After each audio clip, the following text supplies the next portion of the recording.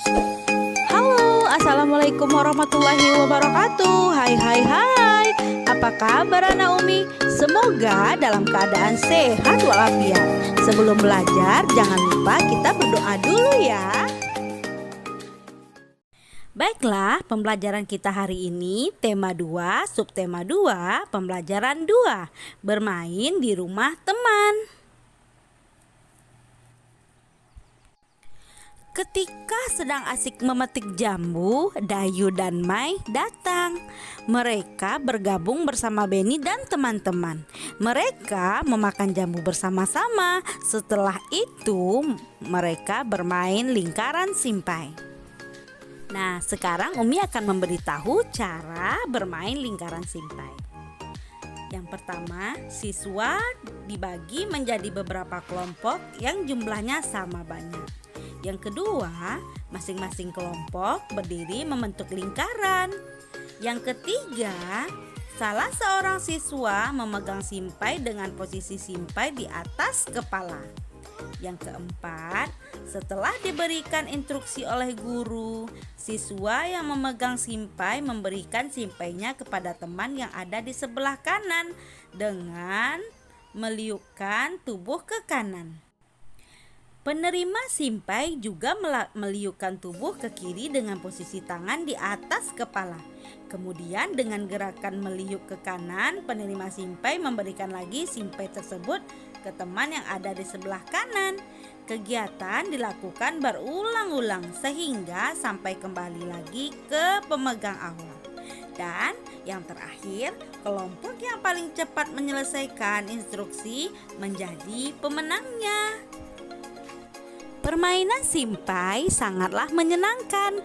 Anak-anak Umi juga bisa melakukannya dengan teman-teman sekolah atau teman-teman yang ada di rumah. Ayo berdiskusi, diskusilah bersama teman-temanmu.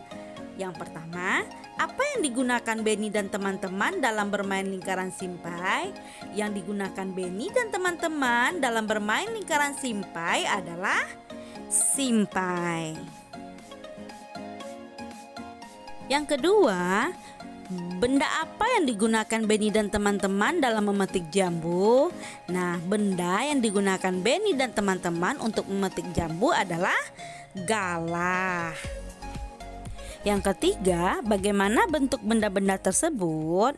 Nah, bentuk benda-benda tersebut simpai. Simpai bentuknya lingkaran, sedangkan galah bentuknya seperti tabung panjang.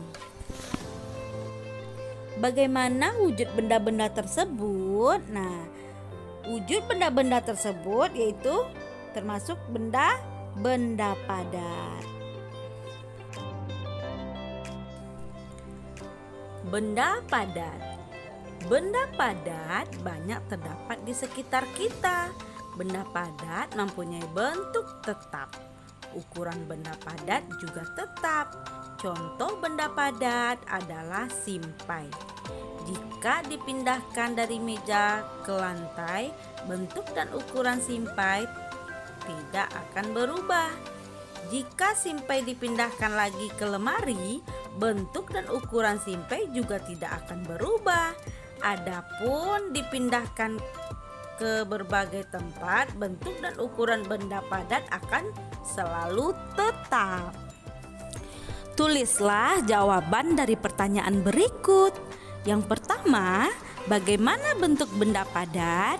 Bentuknya selalu tetap walaupun dipindah tempatnya. Yang kedua, bagaimana ukuran benda padat? Ukurannya selalu tetap walaupun dipindah tempatnya. Jadi ukurannya tidak berubah-ubah. Yang ketiga, apa yang terjadi jika sebuah buku dipindahkan dari dalam tas ke dalam lemari? Nah, tidak terjadi apa-apa karena bentuk dan ukurannya tetap. Soal yang keempat, bagaimana bentuk buku tersebut setelah dipindahkan? Bentuknya selalu tetap walaupun dipindah tempat. Yang kelima, apa simpulanmu? Bentuk dan ukuran benda padat selalu tetap walaupun pindah tempat. Amatilah benda-benda berikut di rumahmu. Manakah yang termasuk benda padat? Berilah tanda centang pada kolom yang sesuai. Yang pertama, di sini ada kursi. Nama bendanya adalah kursi. Kursi adalah termasuk benda padat. Yang kedua, meja. Meja juga termasuk benda padat. Yang ketiga, minyak. Minyak bukan termasuk benda padat. Yang keempat, vas bunga termasuk benda padat. Televisi juga termasuk benda padat. Air putih bukan benda padat. Piring termasuk benda padat. Gelas juga termasuk benda padat. Sendok termasuk benda padat dan penggaris termasuk benda padat. Umi jelaskan lagi, minyak atau air putih itu tidak termasuk benda padat, itu adalah benda cair. Nanti Umi akan menjelaskan di pelajaran yang berikutnya. Diskusikanlah bersama temanmu tabel berikut. Berilah tanda centang pada sikap yang menunjukkan mematuhi aturan dan tanda silang untuk sikap yang tidak menunjukkan mematuhi aturan. Yang pertama kita lihat sikapnya. Sikapnya memasuki kamar pribadi orang lain tanpa izin.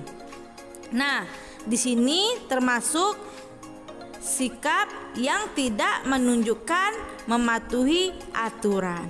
Yang kedua, mengetuk pintu dan mengucapkan salam ketika datang. Ini termasuk sikap yang menunjukkan mematuhi aturan. Lalu, tidak mengambil barang sembarangan. Ini juga termasuk sikap yang menunjukkan mematuhi aturan. Memakan dan meminum sesuatu tanpa izin. Ini adalah sikap yang tidak menunjukkan mematuhi aturan. Tidak membuang sampah sembarangan. Nah, ini termasuk sikap yang menunjukkan mematuhi aturan. Karena dimanapun kita bermain, kita akan selalu menjaga kebersihan. Baik Nak, Umi akan memberitahu peraturan saat kita bermain bersama teman. Saat bermain di rumah teman, sebaiknya mematuhi aturan-aturan yang ada di rumah temanmu. Contoh peraturan ketika bermain di rumah teman. Yang pertama, meminta izin sebelum meminjam mainan. Yang kedua, tidak curang saat bermain. Yang ketiga, merapikan mainan setelah bermain. Yang keempat, tidak memasuki kamar tanpa izin. Yang kelima, masuk rumah teman dengan mengucapkan salam. Yang keenam, bermain jangan lupa waktu. Yang ketujuh, berpamitan kepada orang tua teman sebelum pulang ke rumah. Dan yang terakhir, meminta izin jika pergi bermain. Nah, itu adalah salah satu contoh peraturan ketika bermain di rumah teman. Nah, perhatikan percakapan teks berikut ini. Tugas Anak Umi adalah memberikan tanggapan terhadap percakapan teks berikut. Nah, diisi juga yang soal paling bawah. Apa yang diceritakan pada teks percakapan di atas? Bagaimana menurutmu sikap Lani, Beni, dan Udin? Apa yang patut ditiru dari sikap mereka? Jangan lupa mintalah bantuan mama papa di rumah. Terima kasih sudah menonton video pembelajaran ini. Sampai ketemu dengan video pembelajaran berikutnya. Assalamualaikum warahmatullahi wabarakatuh. Sampai jumpa. Tetap semangat.